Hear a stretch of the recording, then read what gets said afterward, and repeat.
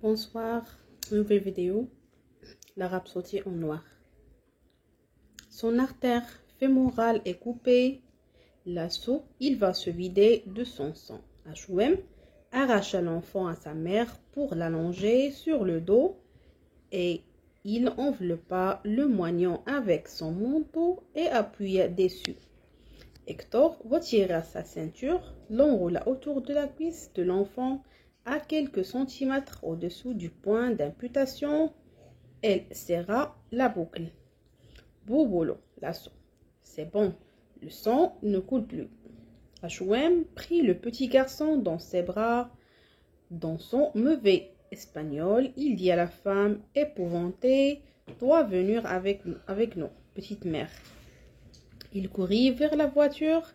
Hector le précéda. Elle agrippa le chauffeur et balança son cadavre sur la chaussée. Il allait s'asseoir au volant lorsqu'il entendit H.O.M. protester. « Non, l'assaut, je connais bien la ville. Je sais quel est le plus court chemin jusqu'à l'hôpital. » Hector hocha la tête. Il s'assit à l'arrière. Le garçon dans les bras, la femme s'installa à l'avant à côté d'H.O.M. qui démarra aussitôt sur les chapeaux de roue.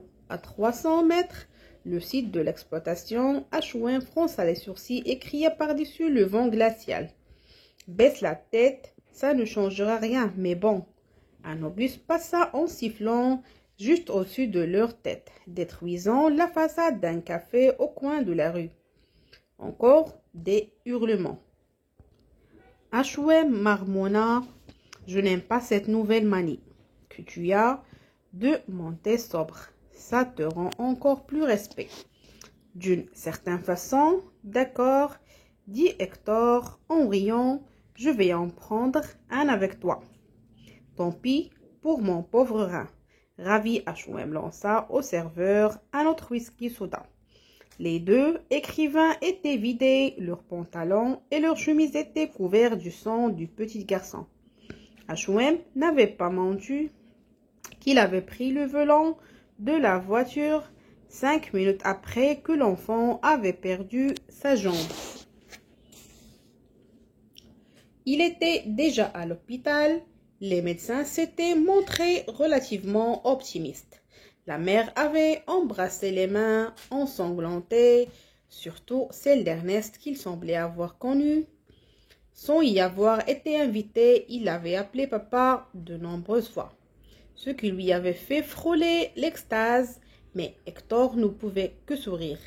Dans ce genre de situation, H.O.M. était l'homme idéal, il était impossible de ne pas l'adorer. Pour en revenir à l'autre truc, dit Ernest, les meurtres sérialistes, tu sais, j'ai une hypothèse. Je devine Quentin Windley. Exactement, je sais que le tueur n'est ni toi ni moi. Bishop est au bout de rouleau, mais cet enculé de Windley, c'était là-bas. Je veux dire à Miami, à Matecombe, à Key West.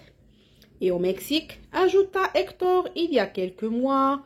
Orson m'a parlé d'une série de meurtres étranges survenus à Mexico. Ça semblait recommencer comme en Floride.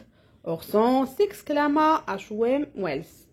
C'est marrant, il était censé faire la voix off de texte que j'ai écrit par terre d'Espagne. Je prie qu'il ne foutre pas la merde. J'ai parlé à Windley à la police secrète et enchaîna calmement Hector, le capitaine, était d'accord avec nous, mais il est intouchable. Ça ne m'étonne pas. Quentin a trop de relations, il était trop important. Sa putain de famille est riche comme Crésus. Ces enfoirés achètent des ambulances pour un camp et des fusils pour l'autre. Voilà comment il navigue dans cette saloperie de bordel espagnol. Hector scruta les yeux marrons d'H.O.M. et décida de lui faire confiance. « On m'a donné la permission de régler le problème moi-même, dit-il.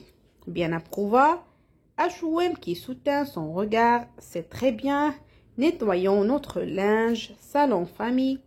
Je veux faire ça avec toi. J'aimais bien Rachel. Elle était charmante. Non, Je ne veux pas te mettre en danger. L'assaut, de quoi as-tu besoin? Il est rigoureusement impossible que tu aies emporté ici ton peacemaker. Passer les frontières avec ces vieux, c'est exclu. Eh bien, tu sais donc ce qu'il me faut. Des matériels réglementaires. Ça marche si tu as aussi un chauffeur, dit H.O.M. en se frappant la poitrine du plat de la main avant de regarder la pendule derrière le bar. Nous avons juste le temps de te ramener à ta dame à propos. Et elle au courant de ce qui va se passer avec Wind. Non, mentit Hector. Bien, 2 hommes peuvent garder un secret. Si l'un d'eux est mort, conclut Hector avant qu'Ernest ait pu terminer sa phrase. Mais toi et moi, on est l'exception qui confirme la règle. Quand veux-tu faire le coup? Demain soir, je prendrai le train et le lendemain matin, le capitaine a promis de me laisser passer en France. Ensuite, je serai sans doute condamné à mort. Par contre, menace, ça te fera de la publicité, et dit H.O.M. d'un air enjoué. Bon sang, ça pourrait même fouetter les ventes de tes fichus bouquins. Parlez-moi d'amour, un talent exceptionnel et en plein épanouissement, tout à fait remarquable chez une personne aussi jeune, dit Bishop Blair. Un peintre n'est jamais vraiment lui-même avant la trentaine et il n'atteint pas la maturité artistique avant la quarantaine, ou même la cinquantaine. Pour maîtriser complètement son art, il peut lui falloir encore 10 ans de plus. Alva, je n'ose imaginer l'artiste que vous serez dans quelques décennies. Elle sourit et embrassa la vieille homme sur les 2 jours. Merci, maestro. Maestro, Hector n'aimait pas beaucoup ça. Ses chances de convaincre Alva de le suivre en Amérique semblaient diminuer d'heure en heure.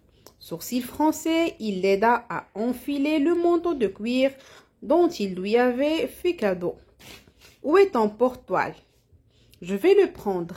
Inutile, dit Bishop, et je viens de faire envoyer à Paris les peintres qu'Alva avait apportés. Je connais la galerie qu'il lui faut et je peux vous assurer que ses œuvres seront vendues. Celle-là et beaucoup d'autres dans un proche avenir, je suis convaincu.